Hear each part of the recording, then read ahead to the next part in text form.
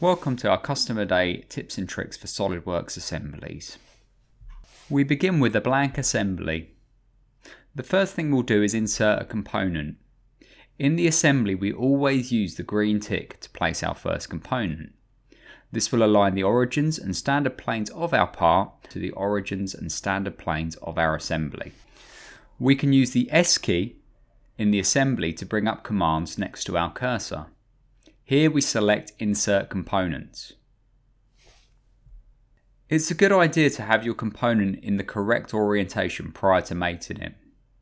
We can use the Rotate Context toolbar to rotate our component 90 degrees about the Y-axis and then drop it down. We can launch the Mate tool using the S key. We'll make the two cylindrical surfaces concentric. I now want to make the back face of the control arm to the recess face in the fender bracket. I can't currently see these faces without rotating my model. Instead of rotating the model to select the faces, I can use the Alt key to hide faces while in the Make command. This allows me to select the back face of the control arm. Now to select the recess face in the fender bracket. In the Mate dialog box there is an option to make the first selection transparent. If we turn that on, the control arm becomes transparent and I can then select the recess face of the fender bracket. We'll add a distance mate between the two faces of 1.5mm and we'll use the D key to bring up confirmation corner next to our cursor and allow us to complete the feature. Using the S key again, we'll launch Insert Component and insert the rear control arm. Next, we want to make the two cylindrical faces concentric with each other. To do this, we're going to use Quick Mates. To use Quick Mates, Control select the two cylindrical faces, and at the point where you release Control, your Mate tools will be shown on the Context toolbar. If you move your cursor away, the Context toolbar will disappear. If you press Control again, the context bar will reappear. Here we'll just select concentric. Using Quick Mates, at no point does the Mate Property Manager appear, saving us clicks and picks. Again, to finish mating here, I need to select the rear face of the control arm. However, again, I can't see this face. Now another method that will allow me to select that back face without rotating my model is to launch the component preview window. This will allow me to rotate the rear control arm independently in a separate window without affecting my view orientation in my original window. So I select the back face of the control arm, move to my original window, select the recess face on the fender bracket, and then mate them together using a distance mate. Again, I use Quick Mates for this to allow me to quickly select the distance mate tool. Next up, we want to insert the control arm standoff. We're going to open this in its own window. Using the R key, we can bring up our recent documents. Here I've pinned the standoff to our recent documents list. We can use a tool called Mate References, which will quickly add the mates automatically for us when we drag and drop our component into an assembly. If we think about how we would mate this component in an assembly, the shaft would typically be mated concentric with the hull, and the planar face would typically be mated coincident. All we need to do now is select the common edge between our concentric and coincident mates, and I use the green tick available to me on the right mouse button to close the command. We'll then switch back to our main assembly and insert the standoff into our assembly. As you can see, I can drop it over the hull and it automatically mates into place. Next, we'll insert the dog bone component into the assembly using the S key to launch Insert Components. Again, for this component to position it, I want to add a concentric and a coincident mate. To do this, I'm going to use a tool called Smart Mates. Again, I need to select the common edge between the concentric and coincident mates I'm about to create. As I begin dragging, I tap the Alt key on my keyboard. At this point, the component goes transparent, ready for the Smart Mate to be applied.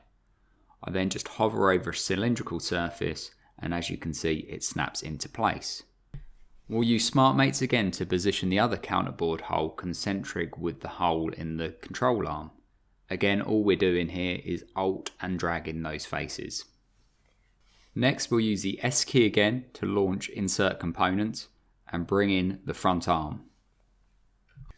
Pressing G on our keyboard will allow us to launch the magnifying glass tool. This allows us to select small detail very easily within a larger assembly.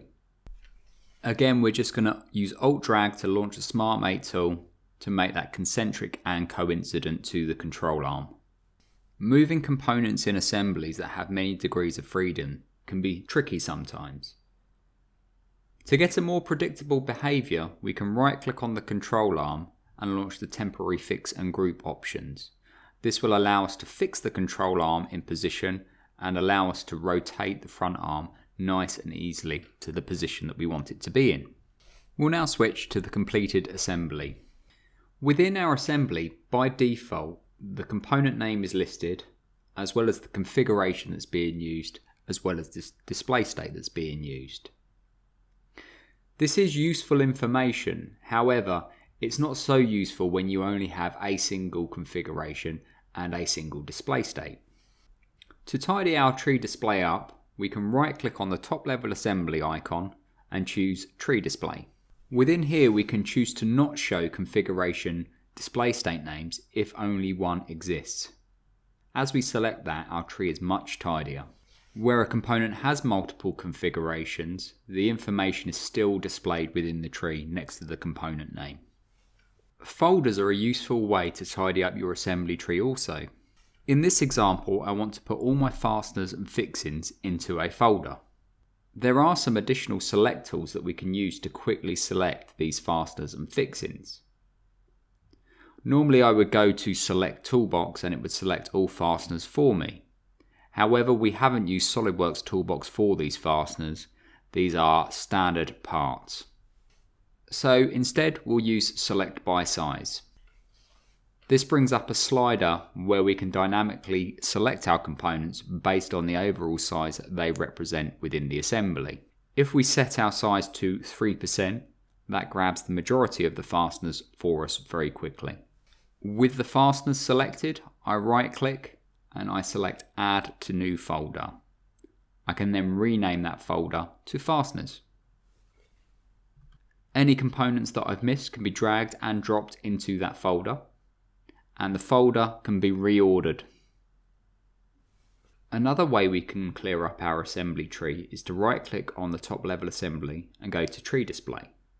Within here there is an option to group component instances. This essentially folderizes multiple instances of the same component. I'll just go ahead now and expand the Fasteners folder. I'll then select all the components within the Fasteners folder. If I right click, I have an option to invert my selection. This will deselect all the fasteners and select all the other components. With everything but the fasteners selected, I'm going to right click again and select Isolate. This will hide all the fasteners for me. If we wanted to create a drawing view where all the fasteners are hidden, we would typically use display states to achieve that, hiding the fasteners in that display state. Display states can actually be created directly from the Isolate tool. Simply click on the save icon and name your display state. That can be then referenced later on within your drawing sheet. While we're talking about hiding and showing components, you can use Tab to hide a component, and you can use Shift and Tab to bring that component back visible again. Assembly visualization was launched to allow us to color code our model based on a particular property. Here the red components have the highest mass values, whereas the blue components have the lower mass values. There is a toggle within our assembly visualization tool which allows us to sort based on performance criteria. When we launch this, the columns that are available for us to sort by is Total Graphics Triangles, SOLIDWORKS Open Times and SOLIDWORKS Rebuild Times. Here we're going to sort by SOLIDWORKS Rebuild Times. So here any component shown as blue has a higher rebuild time, relative to the components shown in red. So we can see the gas spring cylinder body has a much higher rebuild time. To investigate why that is, we'll open up the gas spring in its own window. Now my guess for the long rebuild times in this particular instance would be the thread detail. However, we should always launch a performance evaluation to verify this is the case. Performance evaluation will give us a breakdown of the rebuild times of each of our features. As you can see, it's not the thread detail at all that is causing the long time, it's the wrap feature. Now the wrap feature is used to put the logo on the face of the cylinder.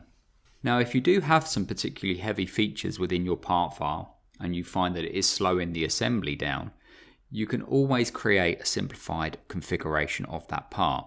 We'll do that here. I'm going to right click on the wrap feature and then select the configure feature option. I'll create a new configuration called simplified and I'll choose to suppress the wrap feature within that configuration. Next we switch back to the assembly. To switch to the different configuration of the gas spring in our assembly, we simply click on the gas spring in the graphics area and the configuration switcher dialog will appear and allow us to choose our simplified configuration. At this point, the gas spring goes red, indicating the rebuild time has been reduced. So that brings us to the end of our tips and tricks session. We finish with the summary screen of all the tips and tricks you've seen and at what release they were introduced. Thank you for watching.